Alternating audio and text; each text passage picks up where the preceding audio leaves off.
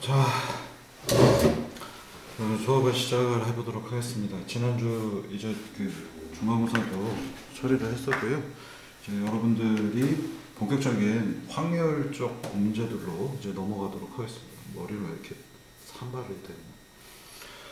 이 확률 쪽은 최근에 굉장히 중요도가 높아져 있는 상태이고, 그리고 이 로봇이라고 하는 분야에서 확률의 이용은 이제 더 이상 피할 수가 없는, 벌써 20년 가까이 흘러가고 있기 때문에 예전에 어떤 로봇 쪽의 많은 문제들은 뭐 모델링을 해서 뭐 컨트롤러도 마찬가지고 뭐 로봇공학도 마찬가지고요. 모델링 기반으로 문제를 풀었다면 이제 이 확률형으로 전체가 바뀌어가는 그런 분위기 중에 하나 분위기를 타고 있습니다. 그래서 이 확률은 원래 인식기 만들고 이럴 때 굉장히 많이 사용을 하긴 합니다만, 그럼에도 불구하고 확률이라고 하는 게 여전히 로봇 쪽에서 움직임을 관련해서 뭔가가 결정을 짓고 얘는 이 다음에 이런 방향으로 가야겠다, 저런 방향으로 가야겠다 라고 하는 부분들은 확률 기반 접근론들이 잘 적용이 안 되고 있습니다. 그래서 뭐 확률 하면 맨날 나오는 게 뭐 100개 중에 뭐 90개가 얼굴이다, 얼굴이 아니다 하는 단순한 그 확률적인 샘플에 대한 확률만 표현하는 데 많이 쓰고 있는데, 이제 이런 부분을 떠나서 확률이 얼마만큼 복잡해질 수 있는가라고 하는 그런 영역 적으로 들어갈 겁니다. 그래서 실제로 그 자율주행 쪽에서는 확률을 처음부터 끝까지 씁니다. 그래서 확률적으로 모든 것들을 결정하고 지도도 확률 기반으로, 그리고 움직임도 확률 기반, 그다음에 현재의 위치에 관련된 것도 확률, 전 부분에 걸쳐서 확률이 등장을 하는 굉장히 어려운 분야 중에 하나가 되겠습니다. 그래서 어제도 누군가 하고 얘기했는데, 자율주행이 AI 쪽 과목이 맞아요? 라고 물어봤는데 질문 자체가 되게 바보 같은 질문이죠. 스투핏한 질문인데, 거의 AI 관련된 것들은 가장 이해하기 어려운 분야 중에 하나가 이 자율주행 쪽이 아닌가 싶습니다. 그래서 자율주행하면 그 AI 관련된 얘기가 무조건 연결이 돼서 나오고 있고요. 그래서 이 자율주행은 쓰고 있는 방법론 전체가 AI 쪽 분야의 완전히 정수의 하나라고 보시면 될 것 같습니다. 그래서 이제 내용이 조금 많이 어려워질 거고요. 여태까지는 여러분들이 특히나 이제 중간고사까지 해서 그 스토캐스틱 모델들이 어떻게 되는지를 한번 맛보기로 관찰들을 했습니다. 그래서 우리가 문제를 모델링 기반으로 if문으로 적당히 하는 게 아니라, if문하고 여러분들이 애용하시는 뭐 4학년들쯤 되면 뭔가 이제 세상 만사를 내가 이렇게 움직일 수 있구나 라는 데는 어느 정도는 이해들이 가기 때문에, 내가 이 문제는 어떻게 하지? if문으로 대충 막아. if문으로 여긴 이렇게 바꿔볼까? 이런 식으로 문제를 풀기 시작을 하면은 잘 될 것 같은데 해보면은 잘 안 됩니다. 그러니까 정말로 if문으로 해결해서 할 수 있는 문제들이 있고 그렇지 않은 문제가 있는데, 특히나 현실적인 문제들, 그리고 제가 맨날 얘기 드리지만 여러분들이 뭔가 인식기를 쓰고 그다음에 뭔가 센서를 쓰고 했을 때 적당히 if문으로 하면 그럴듯해 보이는, 뭐 대충 이 정도면 되지 않을까? 이런 그 모델링 기반의 기법들, 룰 기반 기법들을 적용을 했을 때 고쳐야 되는 것 같은데, 이게 조금만 복잡해지면, 그리고 특히나 자율주행의 경우에는 지면과의 컨택이 일어나기 때문에, 지면과의 컨택 때문에 굉장히 예측하기가 어려워지고 if문이 제대로 동작을 안 합니다. 그래서 if문으로 프로그래밍 해야 되는 파트들이 있을 거를 전부 다 확률형 형태로 치환해서 문제를 풀게 되는 게 바로 이 슬램이기 때문에, 여러분들이 어떠한 확률 기반의 문제보다도 난이도가 굉장히 높습니다. 그래서 이 분야 쪽에 들어갈 때에 미리 좀 긴장을 하시고 보셔야 될 것 같습니다. 그래서 지금까지는 여러분들은 확률 기반 접근을 해봐야 뭐 베이시안 필터 정도 쓰고 뭐 이 정도 했는데, 그거는 장난에 가까운 일들입니다. 물론 이제 이번 챕터에서 확률하고 베이지안 클래시파이어에 대한 부분들도 얘기를 할 겁니다. 여러분들이 아마 뭐 머신러닝들 수업들에서 어지간하게 어느 정도는 배우셨을 거고요. 이것들이 갖고 있는 베이지안을 여기서 얘기를 할 수밖에 없는 조건부 확률이 뒤에 가면 난무합니다. 그래서 이 베이지안 클래시파이어는 여러분들이 아마 머신러닝에서 들으신 바와 같이 조건부 확률을 쓰는 거고요. 이 조건부 확률이라고 하는 게 폭발적으로 많이 복잡하게 쓰이는 분야가 바로 이 슬램의 방법론들 중에 하나입니다. 그래서 하여간 확률에 대해서 좀 다뤄보고 베이지안 클래시파이어 간단하게 여러분들 한번 다뤄보고 그리고서 숙제를 내면 숙제를 내든지 뭐 그렇게 진행하고 넘어가도록 하겠습니다. 자, 이 확률은 여러분들이 잘 알고 있으면서 잘 알고 있는 것처럼 보통 느낍니다만 확률에 대해서 사실 여러분들 하나도 아는 게 없습니다. 제가 이렇게 단언해서 얘기할 수 있는 거는 여러분들이 고등학교 때 확통을 배웠지만 확통에서 확률과 통계를 배웠지만 뭐 통계는 뭐 여러분들 뭐 가우시안 함수들 쓰면서 조금 더 익숙해져 있고 그리고 확률 밀도 함수라고 하는 것 때문에 가운데가 볼록하죠. 어느 정도는 감을 잡고 있습니다만 오히려 확률과 통계 중에서 통계는 별로 쓸모가 없고요. 통계는 뭐 가우시안 정도만 이해를 정확하게 하면 큰 문제가 없는데 확률이라고 하는 게 고등학교 수학에서 배운 것들은 정말 확률하고 그리고 조건부 확률, 베이지안 확률에 대한 것만 살짝쿵 배운 겁니다. 그리고 거기에 이제 뭐 베르놀리 정리 같은 것들 A 더하기 B의 제곱 이런 형태로 나오고 할 때 뭐 조합과 순열 쓰는 것들 그런 건 여기서 쓰지도 않습니다. 그래서 조합과 순열은 재밌는 대상이지만 문제 연속적인 문제들 조합과 순열 여러분들 오랜만에 머릿속에 한번 여기 단지 안에 뭐 까만 공이 5개 하얀 공이 3개가 있을 때 하나를 꺼내면 뭐 이런 거 따질 때 하잖아요.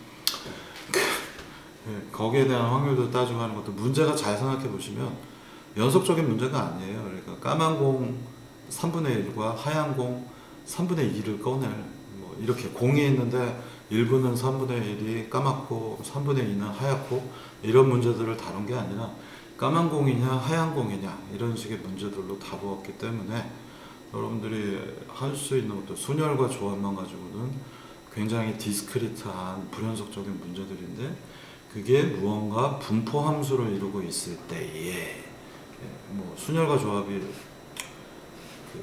디스크리트하다라는 얘기지 확률이 디스크리트하다는 얘기는 아닙니다.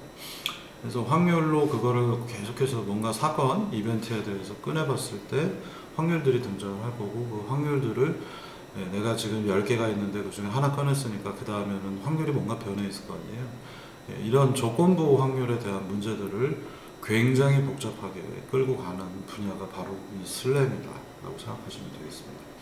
그래서 사실상 여러분들은 확률에 대해서 대학교 4년 동안에 제대로 배워본 적이 없습니다. 그래서 지금부터 이제 시작이라고 보시면 될 것 같고요. 그래서 확률 뭐 잘 알고 계시는 것처럼 뭔가 사건이 있을 때 이벤트라고 보통 얘기합니다.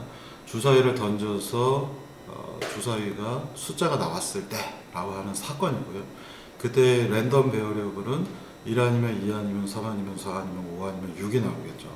근데 여러분들이 잘 생각해 보시면 주사위는 1에서 6 사이에 반드시 디스크리트한 딱 떨어지는 결과물들이 이벤트로 정의가 되어 있는데 로봇이 움직여야 된다면 나는 현재 위치에서 요 근처에 있는 것 같은데 여기는 x는 3.0 뭐 y는 4.7 근데 여기에 있을 확률은 얼마이고 그 옆에 있을 확률은 얼마이고 이벤트도 되게 복잡하고 이벤트 x 랜덤 베어리어블도 복잡하고 그 다음에 내가 방금 전에 여기 있었는데 앞으로 가라고 했으니 앞으로 10cm 가라고 했으니 아까는 확률적으로 에러가 얼마였는데 지금은 얼마일까 이런 것들을 따지는 게 바로 지금부터 이제 시작입니다. 그래서 이 생각은 저도 뭐 똑같이 했는데 이 슬램 쪽 영역을 뭔가 이렇게 공부를 하기 전에는 나는 확률에 대해서 아는 바가 없었구나 라는 생각을 하게 됐습니다. 그래서 여러분들한테도 제가 똑같이 얘기 드리는 거고요. 여러분들이 배운 확률은 애기들 장난 같은 조건부 확률 일부만 배웠을 뿐입니다. 그래서 이 슬램 영역으로 들어갈 때 가장 초기에 어려운 것들은 확률 전체를 재구성해서 다시 한번 이해를 하셔야 됩니다. 그래서 보통은 이제 대학원 과목들로 밀어놓고 학교에서 빼먹는데 세월이 무슨 AI를 뭐 다 해야 된다 뭐 이런 세계관 안에서 살고 있는데 아직까지도 확률을 제대로 배우는 과목이 학부들이 안 생긴다라는 건 그 학교들에서 반성해야 되는 겁니다.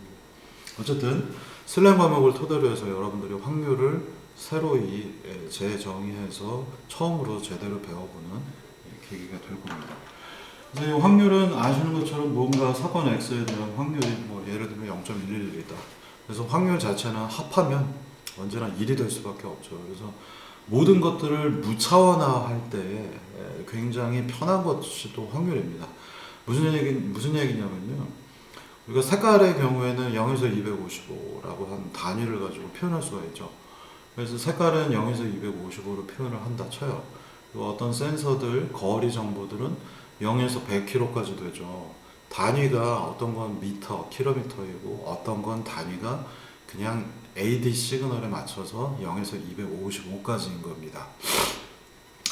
그래서 이런 문제들, 빛과 거리라는 거는 서로 완전히 다른 종류의 문제들이죠. 그래서 얘네들을 합칠 수도 없고, 그 다음에 뭐 뭔가 여기 휴대폰이 있는데 휴대폰은 빠른 건 속도는 뭐 헐츠, 헤르츠로 표현할 수 있다. 뭐 그렇다 치겠습니다. 근데 화면에 헤르츠가 휙휙, 뭔가 빠릿빠릿하다. 단위가 없죠. 그리고 뭐 예를 들면 예쁘다, 못생겼다. 이런 구분들, 예쁘다의 기준, 예쁘다의 단위 명확하지 않습니다. 그래서 뭐 예전에 그 미국 판사가 했던 것처럼 포르노와 포르노그래피가 아닌 걸 구별하는 거는 보면 안다라고 하는 그런 모호한 얘기들로 얘기를 했었는데, 물리량이라고 하는 것들은 원래는 정확하게 단위들을 가지고 있고 차원을 이용해서 특정한 단위로 표현할 수가 있어야 되는데, 우리가 정보라고 하는 것들은 단위가 거의 없는 것이 많습니다. 그래서 이건 밝다, 이건 흐리다, 이건 빨갛다, 이거는 덜 빨갛다. 얘네들은 전부 다 우리 사람이 느끼고 있는 주관적인 판단이고요. 특히나 먹는 거, 시원하네, 뭐 맛있네, 새콤하네, 단위를 얘기를 할 수가 없는 것들입니다. 이런 것들을 표현하기 위해서 도대체 거리와 새콤하다를 합쳐서 표현할 수 있는 방법은 뭘까요? 유일한 방법이 바로 무차원화를 시킬 수 있는 확률인 겁니다. 그래서 이 확률이라고 하는 것이 지능형 문제 쪽에 많이 쓰이는 이유는 모든 것들을 0과 1 사이의 값들로서 표현할 수 있다는 굉장히 중요한 성격을 갖습니다. 그래서 확률이 갖고 있는 굉장히 큰 사실 특징 중에 하나는 무차원합니다. 차원이 없다. 뭔가 거리, 킬로미터, 뭐 무게 이런 것들이 아니라 0과 1 사이의 어떤 존재로 표현할 수 있는 것들, 어떤 이벤트가 발현될 수 있는 확률, 이게 바로 확률인 겁니다. 자, 그래서 모든 가능성의 합은 1이 돼야 되고요. 그리고 어떤 사건 X가 일어날 때의 경우의 확률에 대한 전체 중에 몇 퍼센트의 비율을 갖는가, 이런 것들이 확률의 의미가 되겠습니다. 그래서 확률을 전부 다 더하게 되면 1이 나온다는 거 여러분들이 잘 알고 계시겠고요. 그리고 이제 우리나라에서는 여러분들 확률에 대한 이런 기본적인 얘기는 배웠고 베이지안까지도 배웁니다. 근데 거기까지가 끝이고 대학교에서는 아무것도 배우지 않다가 어느 순간인가 펑 하고 점프해서 이런 슬램과 같은 어려운 과목들을 만나게 됩니다. 자, 여기 이제 뭐 잘 아시는 제가 예전에 다른 수업에서도 보여드린 거예요. 가운데 공을 흘리면 공이 어디에 많이 분포가 될까? 그래서 뭐 다 아시는 얘기지만 분포가 시간이 지나서 많은 양의 구슬들을 흘려보면 가운데 쪽이 많이 쌓이기 시작을 하죠. 그리고 이쪽이나 이쪽 끝에는 개수가 되게 적어집니다. 그래서 여기 지금 구슬을 흘리는데 구슬의 개수가 총 100개면 가운데 있는 거는 뭐 한 40개, 50개 된다 라고 하면 100개 중에 40, 50이기 때문에 확률적으로 가운데, 확률이 아니에요. 이 부분이 되게 조심하셔야 되는데 가운데 많이 쌓일 수 있더라 라고 하는 거지, 이게 곧바로 확률은 아닙니다. 확률은 전체의 개수가 100개일 때 이 부분에 몇 개가 쌓여 있는가 라고 하면 가운데에 구슬이 있을 개수, 구슬의 개수에 대한 것들, 구슬이 100개 중에 40개가 있을 수 있다. 그러면 그때는 확률적으로 가운데에 구슬이 쌓이는 이벤트는 0.4에 해당한다 라고 얘기할 수 있지만, 구슬의 개수가 달라지게 되면 어떻게 되나요? 그러면 전체의 개수를 모르고 있을 때는 뭔가 가운데에는 많이 쌓이는데 바깥에는 적게 쌓일 거야 라고 하는, 즉 밀도를 얘기를 합니다. 밀도. 그래서 여러분들이 이 부분 좀 고쳐야 되나.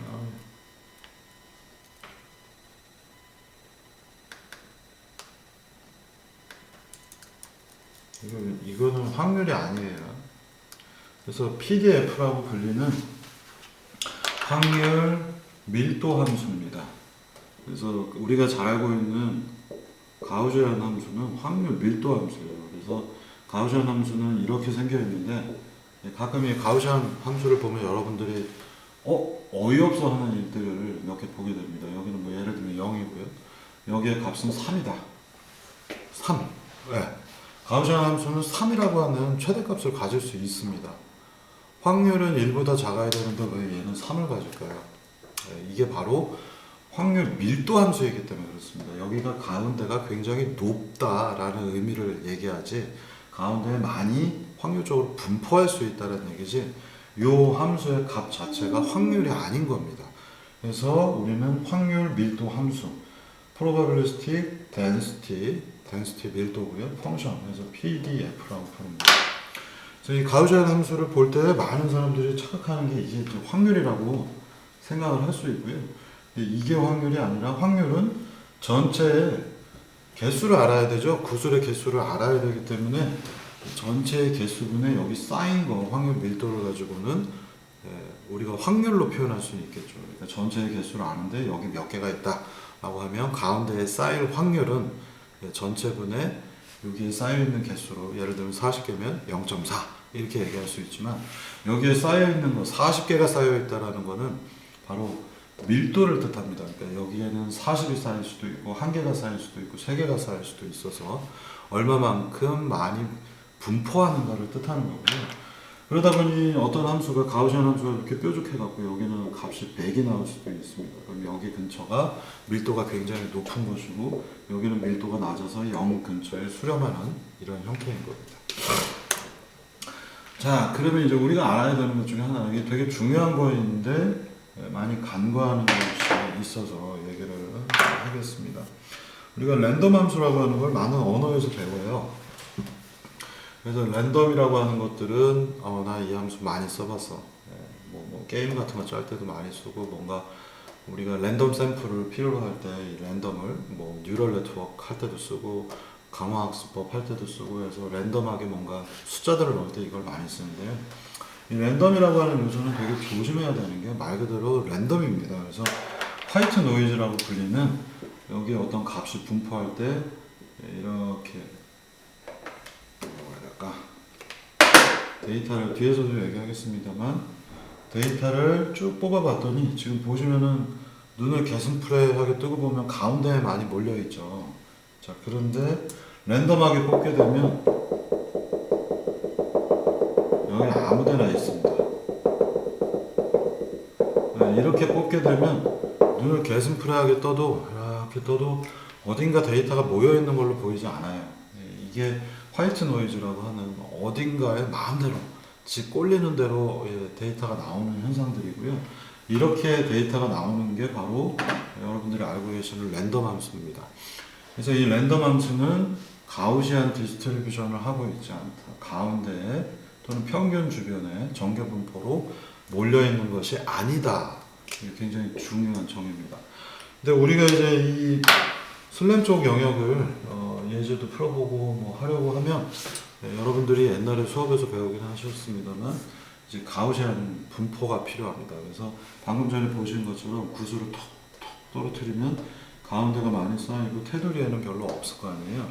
이걸 똑같이 알고리즘화해서 우리가 갖고 있는 거는 화이트 노이즈에 해당하는 랜덤밖에 없는데, 이 랜덤으로 구슬을 떨어뜨려서 가운데 많이 쌓이게 하는 형태로 문제를 바꾼 게 이제 마르사글리아 폴라 메소드라고 하는 방법론입니다. 그래서 얘의 경우에는 예, 이쪽 축에 대한 걸 U, V. 예, 결국 이 구조를 떨어뜨리면 여기에 원형으로 위에서 보면 원으로 동그랗게 분포가 될 거 아니에요. 그래서 U값, V값을 각각의 랜덤 함수들로 구한 다음에 제곱해가지고 이 영역이 예, 특정한 범주 안에 있도록 만듭니다. 그래서 이걸 가지고서 이제 여러분들이 잘 알고 계시는 정규분포에서는 exponential 마이너스 2분의 1 z제곱 형태로 문제를 바꿔놓으면 이게 바로 마르사글리아 폴라 메소드로 하는, 폴라는 극좌표입니다. 그래서 가운데서부터 테두리가 사이즈 반지름 R을 뜻하는 방법이고요. 이 방법을 쓰게 되면 그때서야 이제 나오는 리턴 값은, 여기 보면 리턴 값이 R이거든요. 이 리턴 값은 N01, 바로 정규분포 N을 뜻하고 0은 평균값, 1은 표준 편차가 1인 경우, 시그마가 1인 경우를 뜻하게 됩니다. 자, 그래서 이 랜덤을 랜드 N이라고 제가 보통 표현하고 있죠. 매트랩에서도 이렇게 표현하고 있는데, 랜드 N 하면은 노말을 뜻하는 N을 뒤에다 붙여서 여러분들이 예전 예제에서도 다루고 있습니다. 자, 근데 이제 여기서도 나중에 숫자로도 좀 조심해서 여러분들이 필요하기 때문에 제가 여기서 얘기를 드리고 갈 텐데요. 실제로 이 랜덤 함수는 인티저 값으로 결과물이 나오기 때문에 0에서부터 32,767, 65,535라고 하는 2바이트 책의 절반 값까지만 값이 나옵니다. 그래서 이 0에서부터 32,767까지의 사이의 개수들의 UV 값, 이쪽은 U축, 이쪽은 V축, 그래서 제곱, 반지름을 구한 다음에 그 반지름이 커지면 이 바깥으로 나간 거기 때문에 다시 돌려서 이 안에 어떻게 분포되는지를 여기 루트, 로그, 아까 보셨던 2-z제곱에 해당하는 형태들입니다. 그걸로 바꿔놓은 게 바로 랜드 N입니다. 그래서 그 정규 분포를 하는 랜덤 베어리어블을 만드는 것조차도 사실은 학교에서 좀 가르쳐줘야 되는데 안 가르쳐주고 있고 맨날 이 랜덤만 쓰고 있죠. 근데 랜덤은 정규 분포가 아니라 완전 지 마음대로 되는, 정규 분포는 특정한 평균 주변에서 높은 밀도를 가져야 되는데, 그냥 랜덤은 뭐냐, 이 숫자 영역이 이만큼이 된다면 여기에 아주 낮은 확률로, 또 동일한 확률로 채워져 있는 겁니다. 그래서 여기에 어떤 숫자들, 여기가 0이면 1이고 여기 마이너스 1이라고 할 때 2가 나올 확률은 굉장히 밀도가 낮기 때문에 확률도 낮아질 수밖에 없고요. 근데 여기가 0이고 여기가 2고 마이너스 2고 2이면 여기 똑같은 밀도를 가지고 이 안에서 숫자들이 선택이 될 수 있는 게 바로 랜드가 되겠습니다. 이 정도는 기본적인 지식으로 여러분들이 알고 계셔야 되겠고요. 그래서 지난번 제가 스토캐스틱 예제로서 청소기 얘기할 때 여러분들이 만약 랜덤을 쓰셨다면 뭔가 문제를 잘못 푼 겁니다. 랜덤이 아니라 랜드 N을 이렇게 써야 됩니다. 자, 그래서 N01은 가우시안 디스트리뷰션을 한다, 정규분포이다 라는 걸 얘기를 했고요. 매트랩에서도 비슷한 예제가 나올 것이고, 우리 쪽 프로그램에서도 랜드 N이라는 걸 써서 1000개의 데이터를 모아봤습니다. 그래서 화면에 플러스 찍어봤더니 1000개 이쪽, 그리고 값이 0 주변에서 흔들리는 값들이 나와요. 중요하게 보셔야 되는 것은 바로 여기 평균값. 평균은 0입니다. 0 주변에 값들이 흔들리고 이 그림을 이렇게 뒤집어서 쌓아보면 이러한 정규 분포가 나타날 겁니다. 여기에서 이제 이렇게 값이 나왔다면 이제 여러분들이 조금 수식하고는 다르게 이거를 간단하게 한번 생각을 해볼 수 있어요. 여기 0 주변에 있잖아요. 평균이 1 주변에서 흔들리게 정규 분포를 하려고 하면 어떻게 될까요?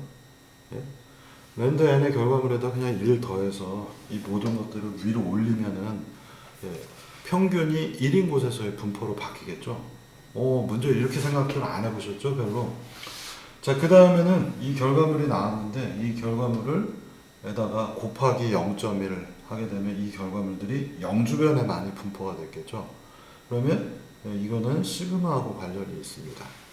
그래서 우리가 얘들을 전체로 옵셋을 줘서 올려버리면 평균에 관련되어 있고요. 얘들에다 곱하기를 해서 작게 하거나 크게 하면은 그게 바로 정규분포의 표준 편차하고 관련이 있습니다. 그래서 그거를 수식으로 한번 표현해 볼게요. 자, 그래서 우리가 무언가 어떤 변수가 있는데 아까 x는 n01 바로